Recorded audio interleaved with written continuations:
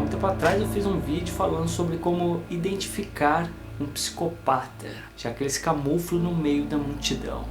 E para quem acompanha meu canal há algum tempo sabe que eu tenho um quadro exclusivamente dedicado a papo sinistro. E nesse quadro eu já abordei coisas como fantasmas, assombrações, ETs, coisas sobrenaturais diversas. E claro que existem aquelas pessoas que têm medo desse tipo de coisa e outras que são indiferentes. Mas nesse vídeo eu vou mostrar algo real, concreto, que todo mundo deveria ter medo, que é o ser humano. Eu nem vou qualificar as pessoas que eu vou abordar nesse vídeo como animais, porque nem animais fazem esse tipo de coisa. As pessoas matam umas às outras desde que o ser humano se conhece por gente, infelizmente. Mas em 99% dos casos, de pessoas matando outras pessoas, existe ali por trás uma motivação, por mais banal que seja por causa de bens materiais ou pessoas que incomodam, por algum motivo estão atrapalhando a vida alheia, enfim. Mas quando uma pessoa ataca e mata e mutila, estupra e até comete canibalismo, dentre outras coisas, sem nenhum motivo aparente, será que existe ser humano com tamanha insanidade? Pois bem, eu separei 3 casos aqui que mostram o quão podre o ser humano pode ser. O primeiro caso é de Jeff Dahmer, também conhecido como Canibal de Milwaukee. Jeffrey foi referido como uma criança normal, porém seus pais tinham um grave problema de relacionamento. Na juventude, lá com seus 13, 14 anos, ele chama atenção por beber bebidas alcoólicas, no qual ele mesmo alegava que era um remédio para o estresse. Professores e colegas o qualificavam como uma pessoa quieta, porém muito educada e inteligente. Na puberdade ele descobriu que era homossexual e guardou isso a 7 chaves. Dizem que ele chegou a se relacionar com um jovem por um curto período de tempo. Com 17 anos, suas notas na escola despencaram devido à sua dependência de bebidas alcoólicas, e forçou seus pais a contratarem um professor particular e tirá-lo da escola, o isolando quase que totalmente de seus colegas. Já com 18 anos e 3 semanas depois de se formar, seus pais se divorciam, e assim ele começa a morar sozinho. Jeffrey pegou carona com um recruta das Forças Armadas e o convidou para entrar em sua casa e tomar umas e outras. Provavelmente Jeffrey tenha tentado investir contra esse recruta, no qual foi recusado. Com isso ele acaba por matar esse recruta o golpeando 2 vezes com um peso de exercício de 10 quilos. 9 anos mais tarde ele voltaria a matar. Novamente ele chama um rapaz para tomar umas e outras e o chama para o quarto de motel, no qual ele acaba se desentendendo e matando a vítima. Depois desse incidente ele começa uma série de assassinatos, escolhendo suas vítimas ao acaso. Inicialmente ele tentava investir contra uma pessoa e quando não obtinha resultados ele o matava. E depois de matar suas vítimas ele mantinha relações sexuais com os cadáveres, sendo eles jovens ou crianças. Não contente, ele começa a matar, manter relações com a pessoa e esquartejá-las. E por fim, ele começa a iniciar atos de canibalismo com suas vítimas. Ao todo, foram 17 vítimas. Ele foi preso em 1991 e 3 anos mais tarde ele é morto por outro detento dentro da cadeia, com um traumatismo craniano causado por uma barra de ferro. Pois é, foi tarde. Um típico caso de um psicopata. Outro caso que ganhou grande notoriedade na internet foi de 3 ucranianos, também conhecido como o caso dos maníacos de Dnipropetrovsk. A história de 3 jovens ucranianos de 19 anos, Viktor Sayenko, Igor Soproniuk e Alexander Hangza, que se conheceram quando tinham 14 anos na escola de ensino fundamental, no qual eles alegaram que nessa idade eles eram muito medrosos, tinham medo de altura, medo de ser espancado por valentões na escola, fobia de sangue e etc. Todos tinham muita admiração pelo nazismo, principalmente Viktor, que nascera no mesmo dia que Adolf Hitler. Então eles tentam superar esses medos da maneira mais radical possível. Primeiro começam a praticar roubos e furtos. Espancaram uma criança e roubaram-lhe sua bicicleta. Eles foram pegos pela polícia local, mais tarde liberados por serem menores de idade. Em seguida, eles começam a torturar e matar cães e gatos, no qual filmavam tudo.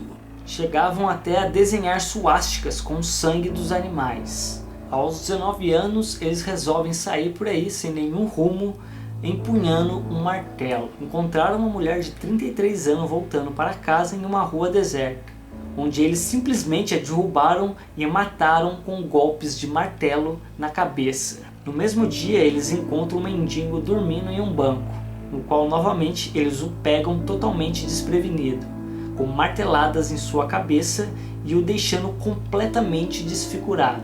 Em um mês, eles mataram aproximadamente 21 pessoas dessa maneira. Escolhiam as vítimas ao acaso, mas principalmente as mais indefesas, sendo homens, mulheres e até crianças. Eles filmavam essas ações todas e postavam na internet.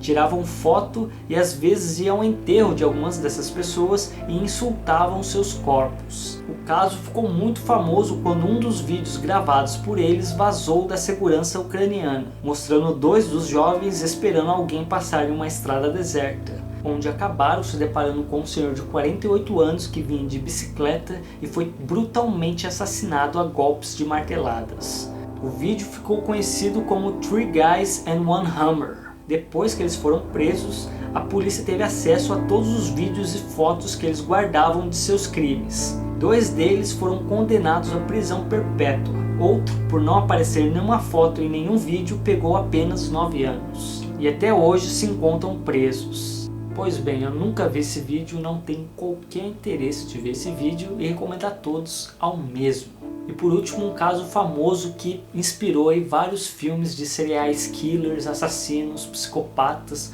maníacos e etc, etc. O caso de Ed Gein. Ed Gein nasceu em uma pequena cidade no interior dos Estados Unidos e ainda criança se mudou para uma fazenda. Seu pai era um alcoólico e constantemente brigava com sua mãe.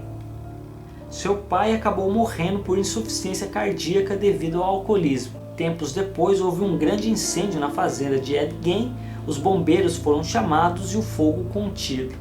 Porém, o irmão de Ed Gein foi dado como desaparecido. Tempos depois ele foi encontrado sem vida, mas não havia qualquer sinal de queimaduras ou sufocamento, permanecendo sua morte um mistério. Assim ficando na fazenda Ed Gein e sua mãe. Tempos depois sua mãe sofreu um derrame paralisante. Gein cuidou dela o quanto pôde, até ela sofrer outro derrame que levou-a a óbito. Agora Gein estava sozinho na fazenda. Ele desde criança teve pouco contato com as pessoas fora sua família. A morte de sua mãe o deixou muito abalado. Ele deixava vários móveis, utensílios e roupas de sua mãe intactos. E foi nessa época que ele começou a se interessar por revistas de história sobre mortes, cultos, nazismo e canibalismo. Certa vez, depois do desaparecimento de um comerciante das proximidades da fazenda de Ed Gein, a polícia suspeitou dele, por ter sido a última pessoa no qual o comerciante teve contato, onde a última nota fiscal do comerciante continha o nome de Ed Gein. Ao chegar na residência de Ed Gein, a polícia se depara com o corpo do comerciante decapitado e totalmente vazio por dentro e com as costelas separadas, suspenso e pendurado de pernas para o ar, tal como carnes em um frigorífico. Ao fazer uma varredura em sua casa, os policiais encontraram uma vasta lista de utensílios feitos de peles e ossos humanos. Foram encontrados crânios empilhados sobre cantos da cama, pele transformada em abajur e usados para ser assentos de cadeiras,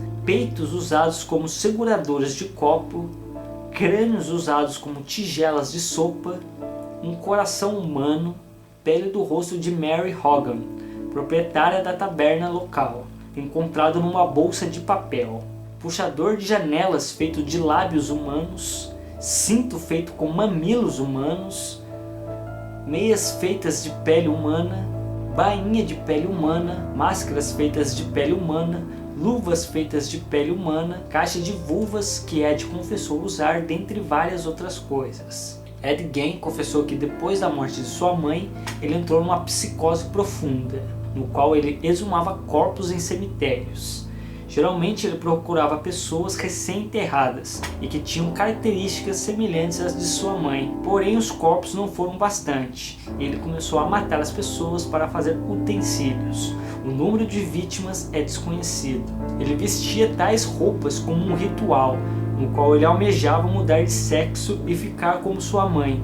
Ed Gein foi internado num hospital psiquiátrico no qual ficou até o final dos seus dias, quando morreu em 1984 aos 77 anos, por insuficiência respiratória.